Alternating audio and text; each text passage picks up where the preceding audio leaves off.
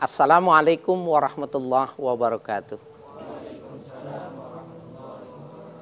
Bismillah walhamdulillah wassalatu wassalamu ala rasulillah wa alihi wa sahbihi wa mawala la haula wa la quwata illa billah amma ba'du. Para pemirsa, Assalamualaikum Nusantara yang kami hormati dimanapun Anda berada. Kali ini saya bersama santri dari pesantren As-Safinah Parung Bogor.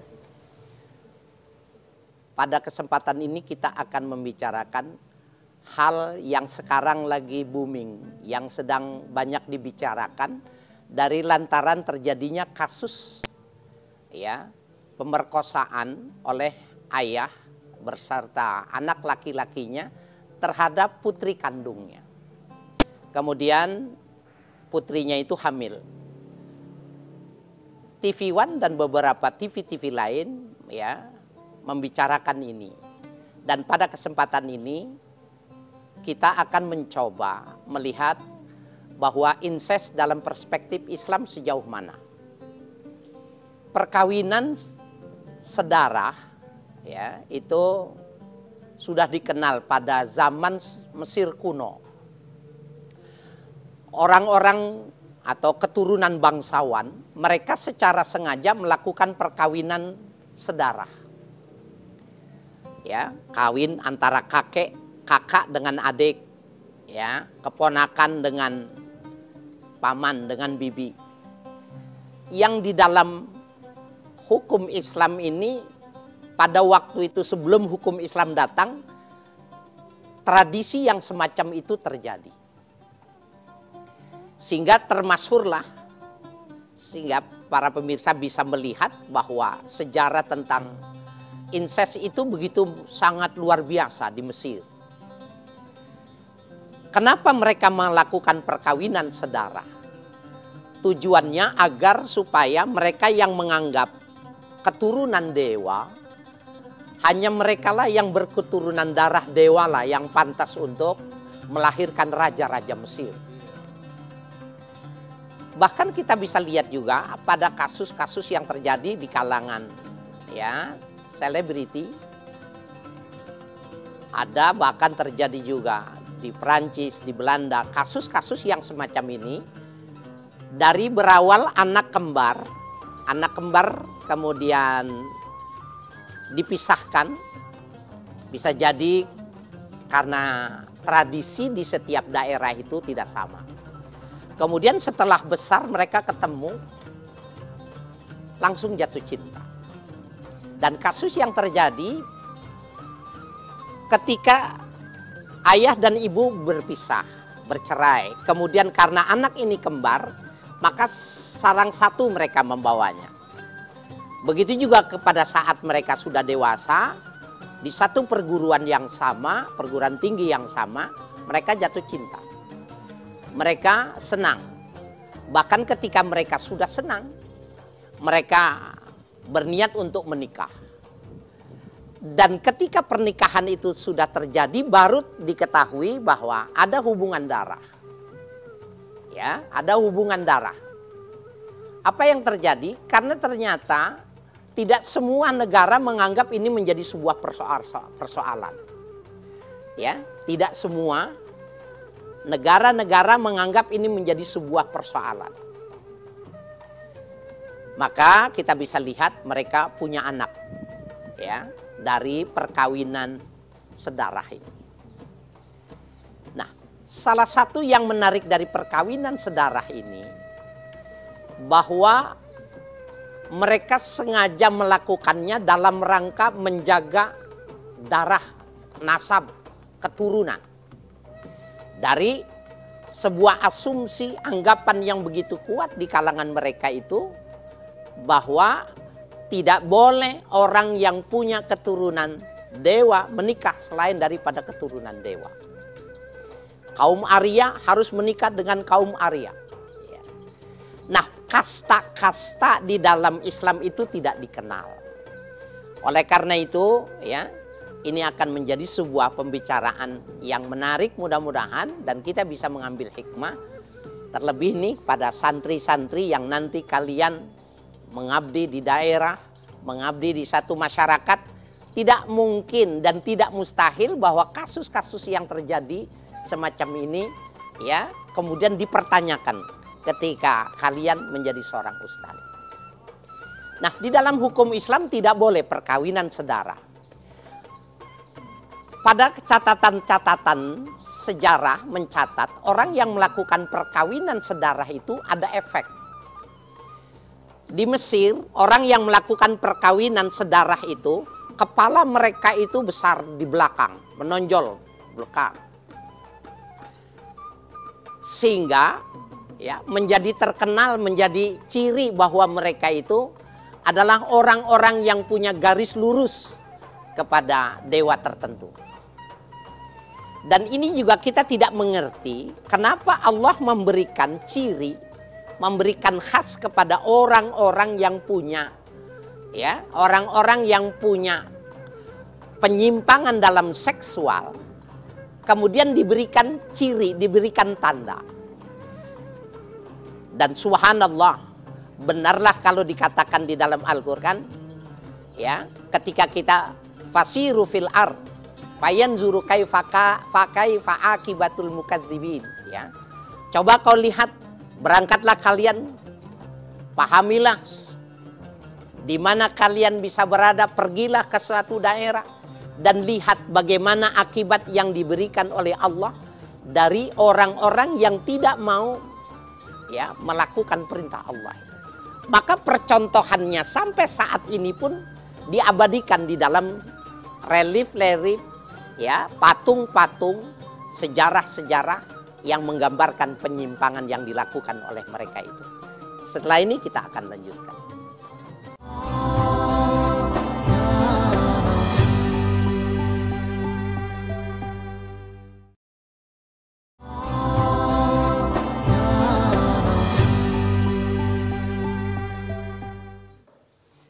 Para pemirsa dimanapun Anda berada, ya, para santri yang saya hormati, ada lagi kita lihat di belahan Eropa, mereka itu yang melakukan perkawinan sedara itu dagunya diberi ciri khas.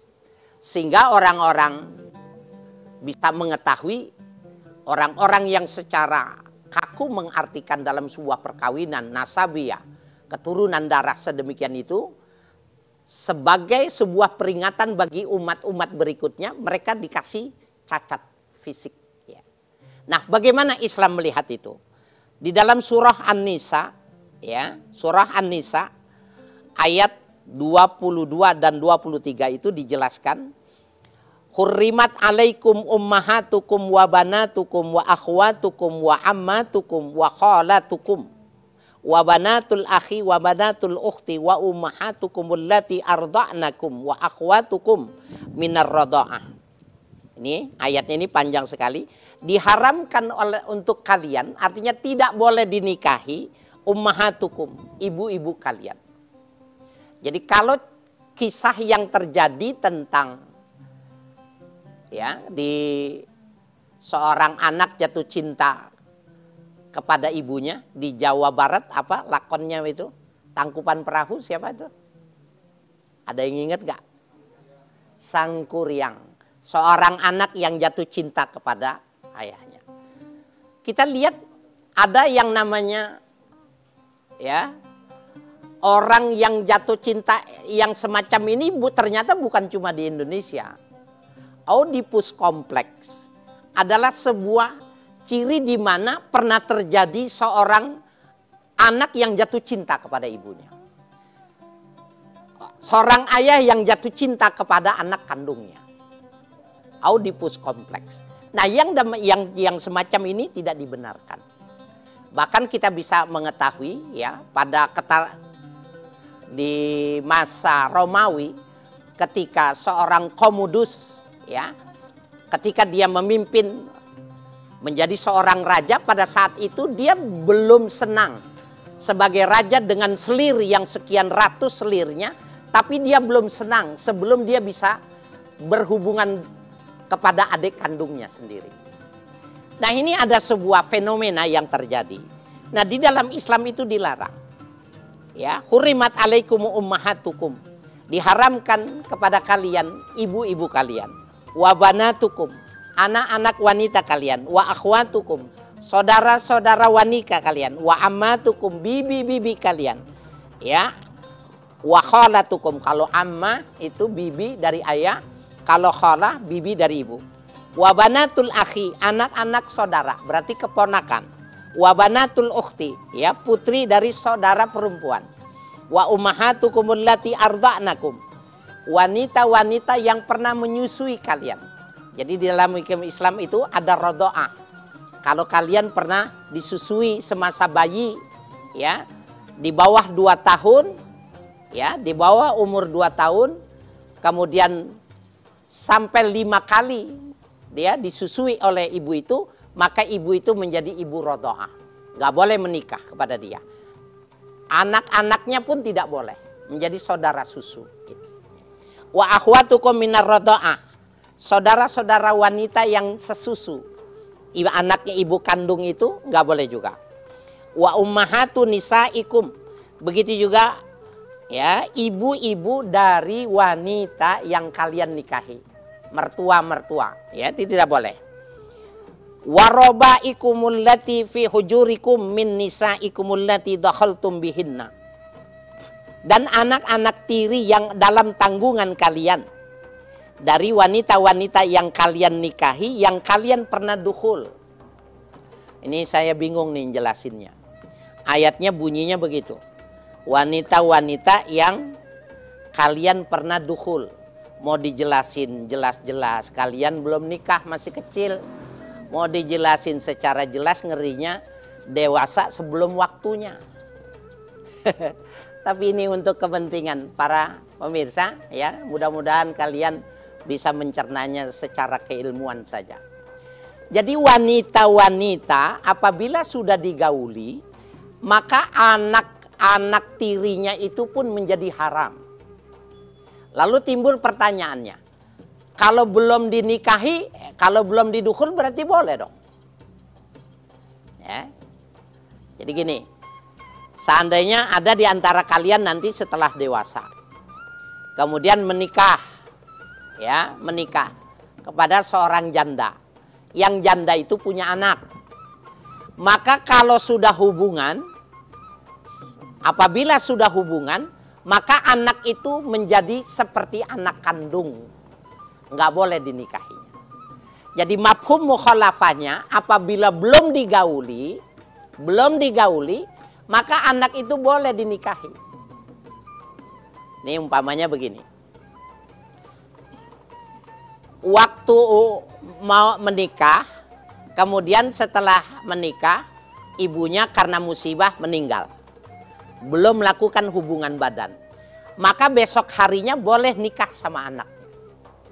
Karena anaknya itu tadi, anak tirinya itu tadi belum menjadi, ya, belum punya hubungan dengan kita secara hukum, itu belum ada. Tetapi apabila sudah melakukan hubungan, maka anak itu secara otomatis punya hubungan nasab. Jadi mahram kita, nggak boleh dinikah. Nah, sekarang masalahnya berkembang. Umpamanya nih, ya, ada seorang laki-laki ingin menikah, ya, ingin menikah. Ketemu dia seorang anak wanita, ya, nikah. Ternyata setelah menikah, ibunya yang janda ini ternyata lebih cantik dari anaknya, ya, tapi belum dukhul, maka boleh tuh bilang kepada anak itu, nikahnya nggak jadi dah, ya, nikahnya nggak jadi. Bagaimana kisah selanjutnya? Kita akan lanjutkan setelah ini.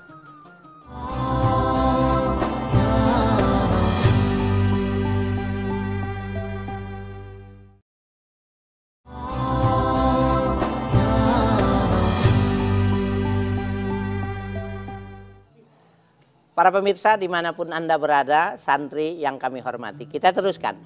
Ya, bagaimana tuh kalau seandainya kita menikah kepada seorang wanita, ternyata ibu kandungnya lebih cantik dari wanita yang kita nikahinya, dan ibunya janda. Kalau zaman dulu tidak ada pacaran, tidak ada mengenal seperti kondisi sekarang, itu secara hukum berdasarkan ayat ini boleh.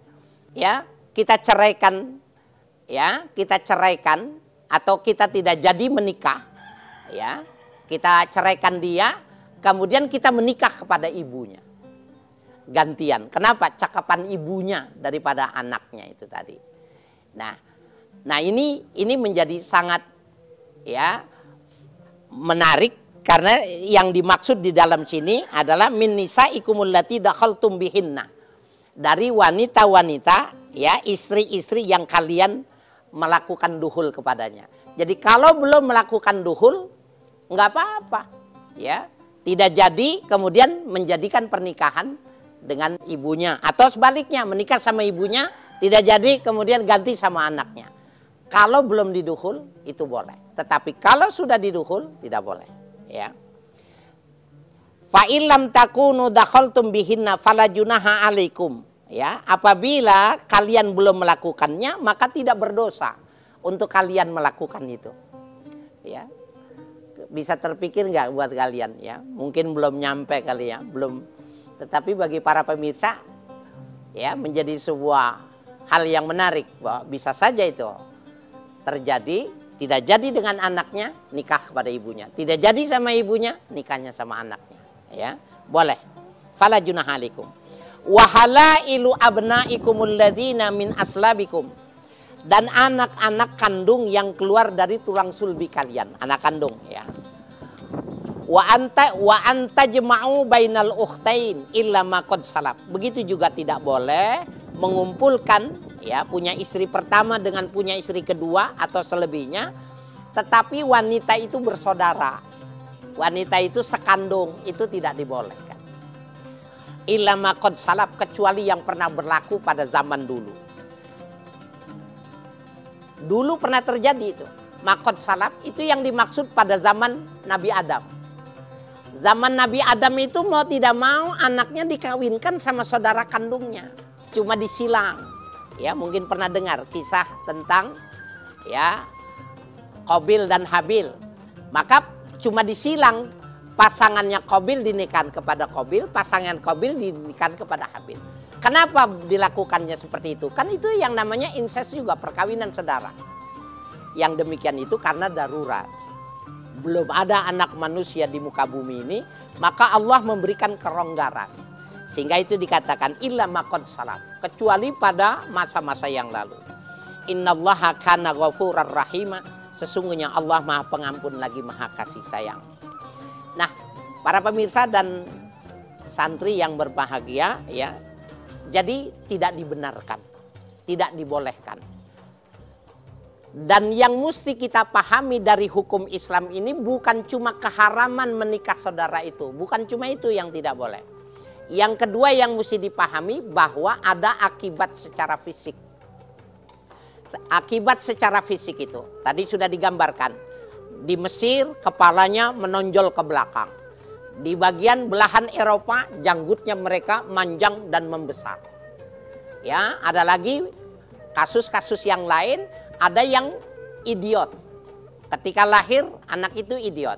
Ada yang ketika lahir, ya, dalam keadaan tidak normal, gila. Bahkan ada penelitian perkawinan saudara itu bisa menyebabkan mudah dengan kematian. Sampai-sampai nih para pemirsa, adik-adik, para santri itu menikah dengan sepupu, ya, apa itu sepupu itu? Kakak sama adik punya anak. Ini namanya perkawinan sepupu, perkawinan misanan. Kalau di bahasa Betawinya misanan. Ini di dalam hukum Islam ini dibolehkan. Tetapi ulama menganjurkan untuk tidak dilakukan. Jadi hukumnya boleh, sebagusnya tidak dilakukan. Ada yang mengatakan makruh. Kenapa? Jadi bukan cuma sekedar aspek hukum yang mesti diperhatikan. Dikhawatirkan kalau dia itu saudara sepupu, ini kan berarti satu kakek, dikhawatirkan itu kurang gemes. Apa ya bahasa Indonesianya? Ya gemes ya, kurang gregetan sama istrinya.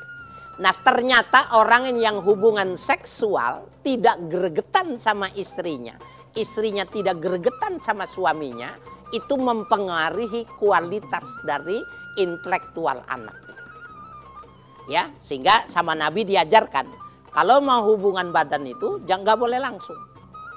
Ada warming up, latihan semangat dulu. Ketika sudah meletup-letup baru melakukan, karena yang demikian itu akan memberikan efek yang positif. Jadi jangan melakukan pulang kerja capek kemudian hubungan. Itu kalau anaknya jadi, maka anaknya tidak bagus. Nah, jadi kalau ingin melakukan hubungan harus dipersiapkan karena memang benar-benar ingin melakukannya.